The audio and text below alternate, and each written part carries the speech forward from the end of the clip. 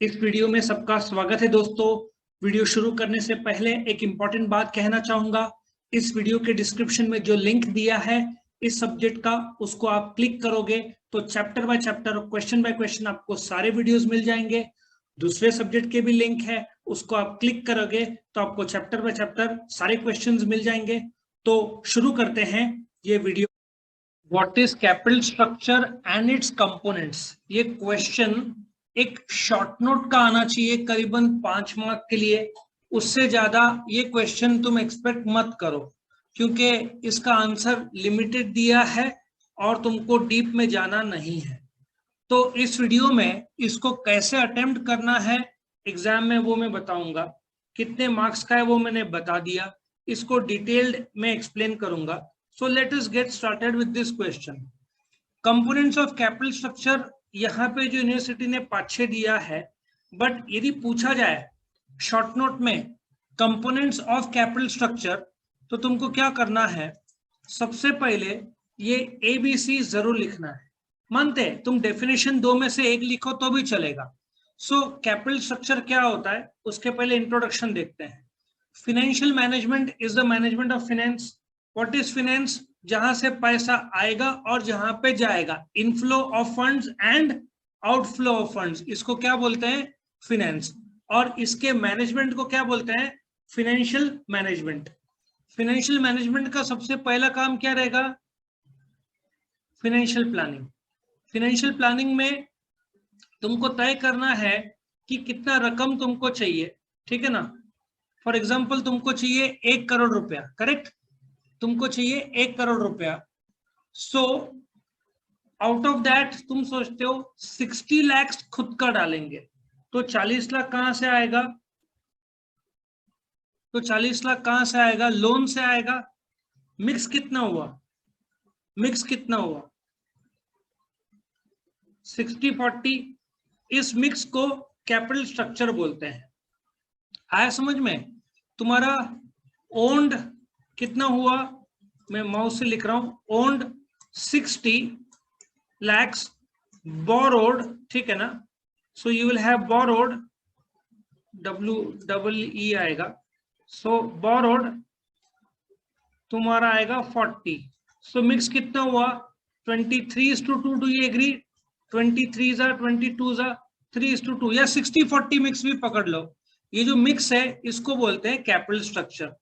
Now capital structure की जब हम बात करेंगे तो हम शॉर्ट टर्म की बात नहीं करेंगे, बात किसकी होगी? लॉन्ग टर्म की, 1 साल के ऊपर की। और जब 1 साल के ऊपर के फंड्स की बात होती है तो कौन कौन सा फंड्स होगा? Equity, preference, debentures, bonds, public deposits, ये सारे के सारे टर्म लोन्स 1 साल के ऊपर के फंड्स है। So long term source of funds already in लोगों ने बोला। नाउ कमिंग टू, यहाँ पे देखो इक्विटी, ये सब इसका राइटअप सेकंड चैप्टर में डिटेल में दिया है। हर एक के बारे में तुम 2-2 पेज लिख सकते हो, ठीक है ना। तो यहाँ पे 3-4 लाइन लिखना, equity share capital. I keep it very short, इसका डिटेल एक्सप्लेनेशन सेकंड चैप्टर में दिया जाएगा। जब एक कंपनी पहली बार शेयर्स को बाजार में लाती है उसको क्या बोलते हैं? टेक्निकल भाषा में उसको बोलते हैं IPO। अभी LIC को IPO आ रहा है ना 5 तारीख को।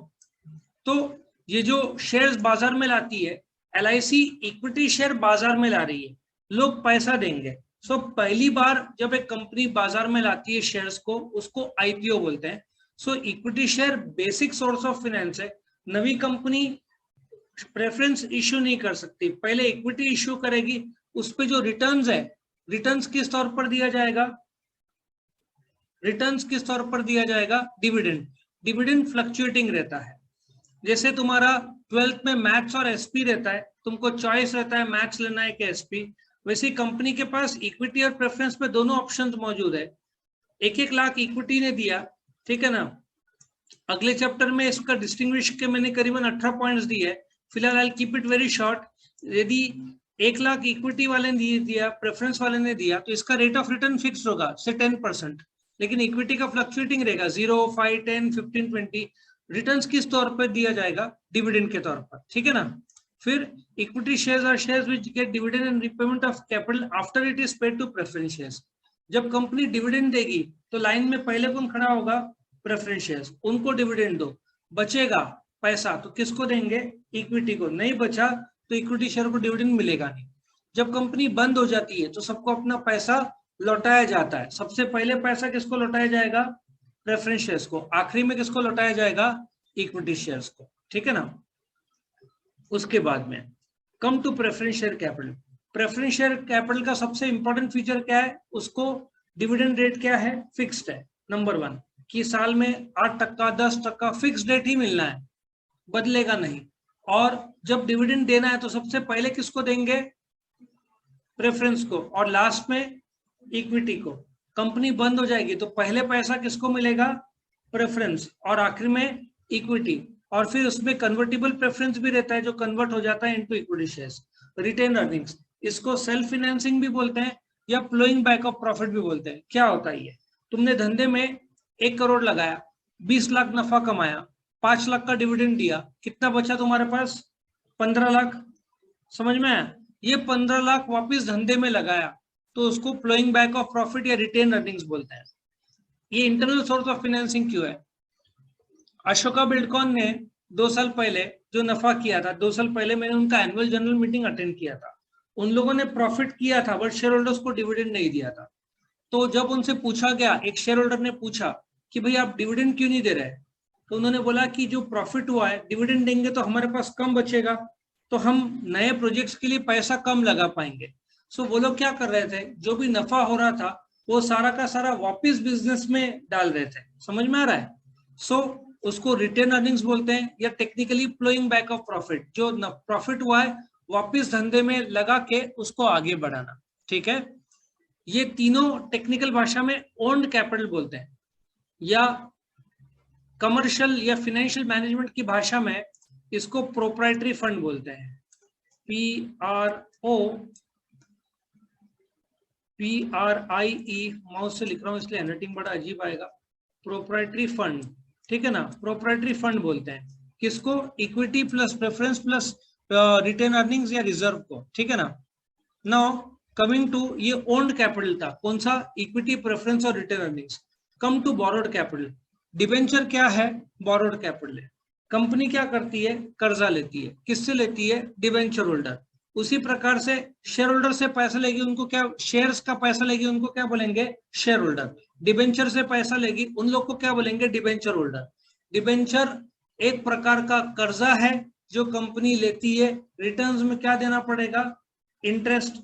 शेयर्स में रिटर्न्स में क्या देना पड़ेगा, डिविडेंड, ठीक है। और इंटरेस्ट फिक्स्ड रेट होगा, और शेयर्स का जो डिविडेंड से भी पहले दिया जाएगा। सो कंपनी ने सपोजिटली 1 करोड़ लगाया, जिसमें 60 लाख तुमने खुद का डाला, 40 लाख का कर्जा लिया, कितना हुआ, 1 करोड़ धंधे में लगाया, 20 लाख का नफा किया। 20 लाख में हो सकता है पहले 5 लाख का इंटरेस्ट दे, कितना बचा, 15 लाख, उसमें से 6 लाख प्रेफरेंस को दे, बचा 9 लाख, उसमें से 7 लाख इक्विटी को दे डिविडेंड।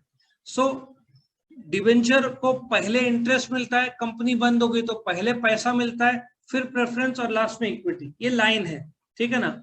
और टर्म लोन बैंक्स देते हैं, फाइनेंशियल इंस्टीट्यूशंस देते हैं।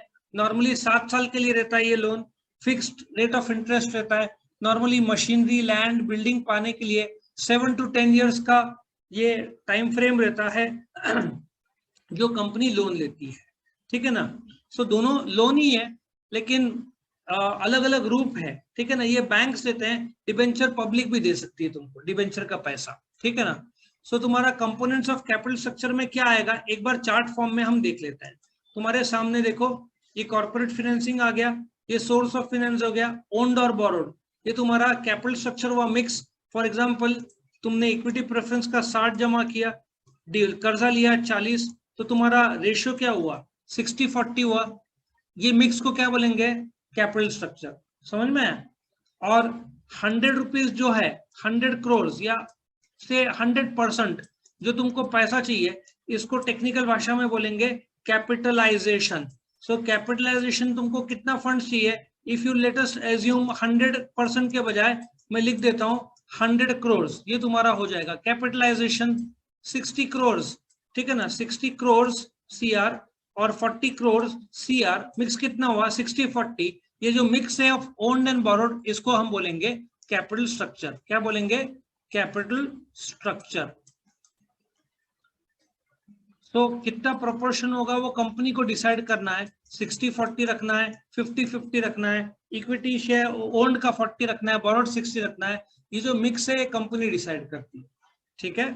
सो इस हिसाब से ये कंपोनेंट्स ऑफ कैपिटल स्ट्रक्चर का एक ड्राइंग तुम्हारे लिए मैंने बनाया था, लेकिन इतना याद रखना इस शॉर्ट नोट के ऊपर इसका रिलेवेंस नहीं है।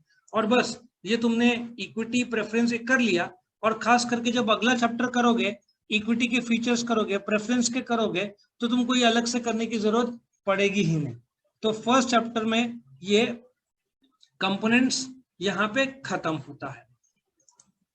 वीडियो पसंद आया तो लाइक करना, फ्रेंड्स के साथ शेयर करना, चैनल को सब्सक्राइब करना। और एक और बार याद दिला दूं, इस वीडियो के डिस्क्रिप्शन में जो लिंक दिया है उसको आप क्लिक करोगे तो आपको chapter by chapter, question by question सारे वीडियोस मिल जाएंगे। Thank you for watching.